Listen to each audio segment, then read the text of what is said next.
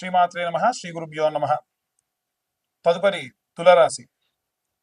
April మాస ఫలితాల రీత్యా తులారాశి వారికి ఎలా ఉంది అనే విషయాన్ని తెలుసుకుంటే, శారీరకమైనటువంటి బాధ, నిద్రలేమితనము, కాస్త ఇబ్బంది పడడము, విద్యార్థి దశలో ఉన్నటువంటి వారి దగ్గర నుంచి వృద్ధాప్యంలో ఉన్న వారి వరకు కూడా అందరికీ సంబంధించి ఈ రకమైనటువంటి ఎన్నో రకాల ఇబ్బందులు అధికంగా ఉండే అవకాశం ఉంది. ముఖ్యంగా గృహిణులు, ఉద్యోగస్తులకు సంబంధించి మాత్రం చాలా జాగ్రత్త వహించాలి. వీరు ఏకాగ్రత కోల్పోయి పనులు చేసేటువంటి అవకాశం ఉంది. వ్యాపారస్తులు వీరి యొక్క వ్యాపార స్థలాన్ని ఇంకెవరికన్నా అప్పగించి కొన్ని రోజుల పాటు కాస్త రెస్ట్ తీసుకునే అవకాశం ఉంది. ఆరోగ్యరీత్యా చాలా జాగ్రత్త వహించాలి. ధనము నీరులా ఖర్చు అవుతుంది. అయినప్పటికీ వచ్చేటువంటి ఆదాయం మాత్రం వీరిని కాస్త సహాయపరుస్తుంది. వీరికి ఉన్నటువంటి ఆరోగ్యరీత్యా బాలేకుండా ఉన్న విద్యార్థులు కానీ, గృహిణులు కానీ, ఉద్యోగస్తులు కానీ, వ్యాపారస్తులు కానీ, సినీ రాజకీయ రంగాల వారు కానీ, అన్ని వర్గాల వారు కూడా మీ యొక్క పరిస్థితిని ఎలా ఉంది అనేటువంటిది పట్టించుకోకుండా కూడా మనుషులు మీతో పనులు చేయించుకుంటారు. జస్ట్ మీరు పని చేయడానికి మానసికంగా స్థిరంగా ఉండండి అంతే. నాకు జ్వరం వచ్చిందని చెప్పినా అవునా అయ్యో అని చెప్తారు, మళ్ళీ మీతో పని చేయించుకుంటారు. అలాంటి కాలమే ఇది. కొన్ని సందర్భాలు ఎలా ఉంటాయంటే, మనకు పని లేదు అని మనం ఎప్పుడైతే ఎదురు చూస్తూ ఉంటామో, అయ్యో మనకు పని వస్తే బాగుండు అనుకుంటామో, ఆ పని విపరీతంగా వస్తుంది. అలాంటి కాలం ఇది. ఎలా వస్తుందంటే, నాకు ఇంకా పని వద్దు, నేను కొన్ని రోజుల పాటు ఇక రెస్ట్ తీసుకుంటా అని బతివిలాడేటువంటి స్థితి దాకా కూడా మనకు పని ఒత్తిడి పెరిగే అవకాశం ఉంది. కాబట్టి జాగ్రత్త వహించండి. ఇవన్నీ కూడా గోచార రీత్యా చెప్పే విషయంలో పూర్తిగా మీ యొక్క జాతక విశ్లేషణతో కావాలంటే, మధ్య వయస్కులకైతేనేమో శని మహర్దశ నడుస్తూ ఉంటుంది.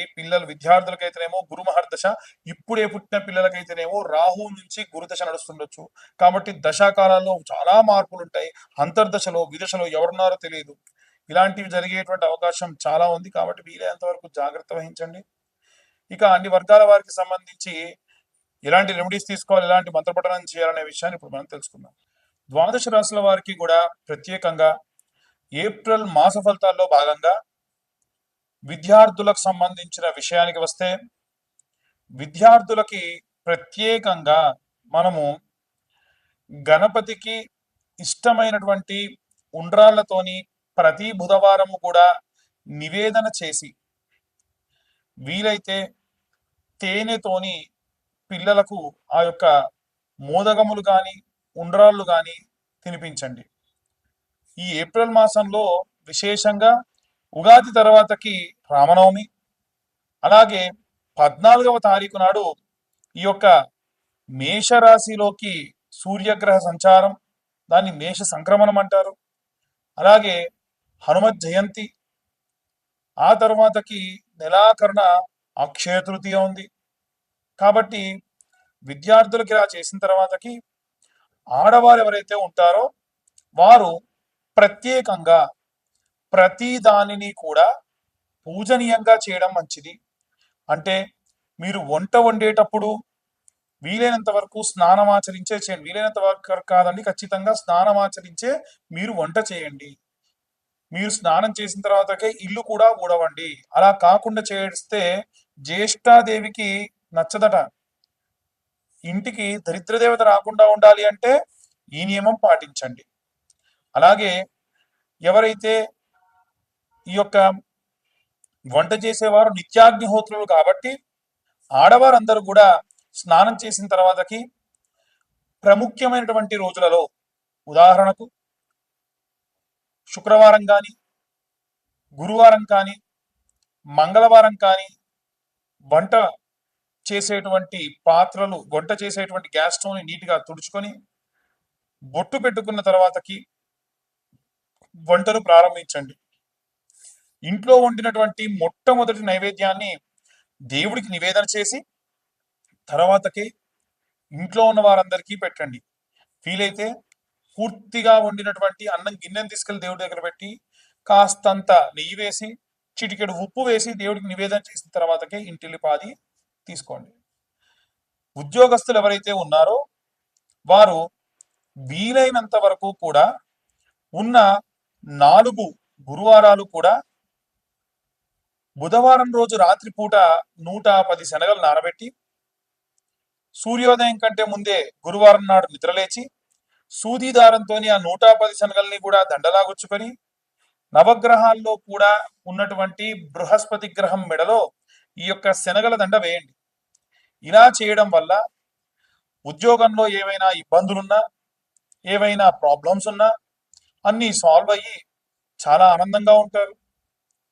వ్యాపారస్తుల విషయానికి వస్తే ముఖ్యంగా ఎవరైతే మల్టిపుల్ వ్యాపారాలు పెట్టుకొని ఉన్నారో, లేదా చాలా బ్రాంచీలు ఉన్నాయో, లేదు చాలా పెద్దదైనటువంటి వ్యాపారం ఉందో, ఆ వ్యాపార స్థలంలో తెల్ల ఆవాలు, అలాగే కాస్తంత సాంబ్రాణి, ఆవు నెయ్యి కలిపిన పదార్థాలతోని ప్రతి శుక్రవారం నాడు కూడా నుదురు దగ్గర ఆ యొక్క తెల్ల ఆవాలు పెట్టుకొని ఆ యొక్క హోమం దగ్గర చేసేటువంటి ఆ యొక్క పాత్రలో వేయడం వలన ఖచ్చితంగా మంచి ఉపశమనం కలుగుతుంది. అలాగే వ్యాపార స్థలంలో వచ్చేటువంటి వారు ఎన్నో రకాలైనటువంటి శౌచములతో వస్తారు కాబట్టి ఎటువంటి శౌచము తగలకుండా ప్రశాంతంగా ఉంటారు. అలాగే మీ వ్యాపార స్థలం దగ్గర ఒక పేపర్ తీసుకొని వెళ్ళి షాప్ అంతా మూసేసి వెళ్ళేప్పుడు దాన్ని వెలిగించి కుడివైపు 3 సార్లు, ఎడం వైపు ఒకసారి తిప్పి అక్కడ పడేసి వెనక్కు తిరిగి చూడకుండా వెళ్ళండి. దీని వలన నరఘోష, నరపీడితములు పోతాయి. సినీ రాజకీయ రంగాల వారికి సంబంధించిన విషయానికి వస్తే నిత్యము కూడా సూర్య నమస్కారాలు చేయడం మంచిది. అది కూడా సూర్యుడు ఉదయిస్తున్న సమయంలో సూర్య నమస్కారాలు చేయండి, మంచిది. ప్రతి ఆదివారం కూడా రాజకీయ నాయకులు మిరప గింజలు, అలాగే పువ్వు రెక్కలు దోసిట్లో తీసుకొని మీ భార్యను కానీ ఎవరినైనా సరే వేయమని, దాంట్లో నీళ్లు పోయమని, ఓం నమో సూర్యాయ నమః, ఓం నమో ఆదిత్యాయ నమః, ఓం నమో శన్యా సమేతాయ నమః, ఓం శనేచ్చరాత్మజాయ నమః అని సూర్యగ్రహానికి సంబంధించి సప్త అశ్వరథ మారూఢాయ నమః, ఆదిదేవాయ నమః, అలాగే భాస్కరాయ నమః, వీలైతే సూర్యాష్టకం ఉంటుంది. ఆదిదేవ నమస్తుభ్యం ప్రసీదం మమ భాస్కర, దివాకర నమస్తుభ్యం ప్రభాకర నమోస్తుతే అని అర్ఘ్యంగా విడిచిపెట్టండి. ఇలా చేయడం వల్ల ఎన్నో రకాలైనటువంటి ఇబ్బందులతో ఉన్నటువంటి రాజకీయ నాయకులకి ఆ ఇబ్బందుల నుండి బయటపడేటువంటి అవకాశం ఉంటుంది. అలాగే సినీ రంగంలో ఉన్నటువంటి వారు ప్రత్యేకంగా ప్రతి శుక్రవారము కూడా విశేషమైన కుంకుమార్చన, అలాగే 108 నాణెములతో, ఉదాహరణకు మీరు సినీ రంగానికి మీడియా ఫీల్డ్కి సంబంధించిన వారు, మీ స్తోమత మీడియాలో పెద్ద పొజిషన్లో ఉన్న ప్రతి వారము 108 రూపాయలు మీరు అమ్మవారికి సమర్పించదలిస్తే 108 నాణెములు తీసుకెళ్ళండి, రూపాయి కాసులు. ఒక్కో అష్టోత్తరానికి అమ్మవారి దగ్గర ఒక్కొక్క నాణెం పెట్టండి. ఒకవేళ మీ పరిస్థితి కాస్త మెండుగా ఉంటే 5 రూపాయల నాణెం పెట్టండి. ఇలా చేయడం వల్ల కూడా మీకు చాలా ధనలాభం కలుగుతుంది. మహాలక్ష్మీదేవిని నిత్యమర్చించేటువంటి శుక్రాచార్యుడి యొక్క ప్రతీతి కాబట్టి మీకు సినీ రంగంలో అద్భుతమైనటువంటి కాలం అని చెప్పొచ్చు. అలాగే ఎవరైతే వివాహం కోసం ఎదురు చూస్తూ ఉన్నారో ఈ యొక్క ఏప్రిల్ మాసంలో 7వ తారీఖున, 14వ తారీఖున, 21వ తారీఖున, 28వ తారీఖున అమ్మాయిల కోసం వరపాశుపతము, అబ్బాయిల కోసం కన్యాపాశుపతము, రుద్రాభిషేకం హోమం చేయడం జరుగుతుంది. సామూహికంగా జరిగేది కాదండి. ఎవరు ముందు కాల్ చేసి బుక్ చేసుకుంటారో వారి వరకు మాత్రమే ఆ రోజున ఈ యొక్క పూజాధికృతం ఉంటుంది. హోమం మాత్రం ఎవరైనా ఇద్దరు ఉంటే కూర్చుండబెట్టి చేయించడం జరుగుతుంది. అలాగే ఎవరైతే ఈ యొక్క విదేశాలకు వెళ్ళాలనుకుంటూ ఉన్నారో వారు దుర్గా కవచంతోని అమ్మవారిని అర్చించి ఆ కుంకుమ దగ్గర పెట్టుకొని వెళ్ళడం మంచిది. అలాగే ఎవరైతే రైతులు, సినీ రాజకీయ రంగాల వారితో పాటుగా రైతులు, కులవృత్తులు, చేతి వృత్తులు చేసేటువంటి వారు సుబ్రహ్మణ్యేశ్వర స్వామికి అభిషేకం చేయించి ఆ అభిషేకం చేసి పడినటువంటి ఆ పాలని, నీటిని తీసుకుని వెళ్ళి మీ పొలంలో చల్లుకోవడం వల్ల విశేషమైనటువంటి ఆ యొక్క భూ సమృద్ధి కలుగుతుంది. అలాగే పిల్లల దగ్గర లేకుండా వృద్ధాప్యంలో ఉన్నటువంటి వారికి 5 సోమవారాల పాటు కొబ్బరి బొండా కొట్టి ఆ నీళ్ళు అలాగే తీసుకొని వెళ్ళి శివుడి పైన మీ చేతితోని అభిషేకం చేయడం వలన శారీరకమైనటువంటి బాధలు, రుగ్మతల నుండి దూరం అవుతారు.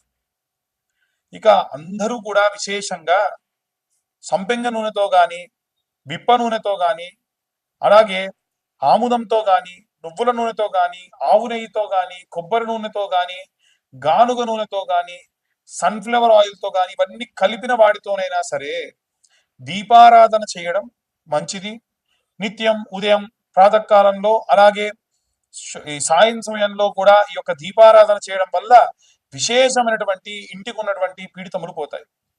ఈ యొక్క రెమెడీస్ అందరూ పాటించి ఎంతో సుభిక్షంగా ఉండాలని కోరుకుంటున్నాను. ఎవరైనా జాతకం కోసం కావాలి అంటే కింద ఉన్న నెంబర్కి మీ యొక్క డీటెయిల్స్, పేరు, డేట్ ఆఫ్ బర్త్, టైం పంపించండి. 2025 సంవత్సరంలో కేవలం 2025 రూపాయలు మాత్రమే ఛార్జ్ చేయడం జరుగుతుంది. సర్వే జనా సుఖినో భవంతు. స్వస్తి.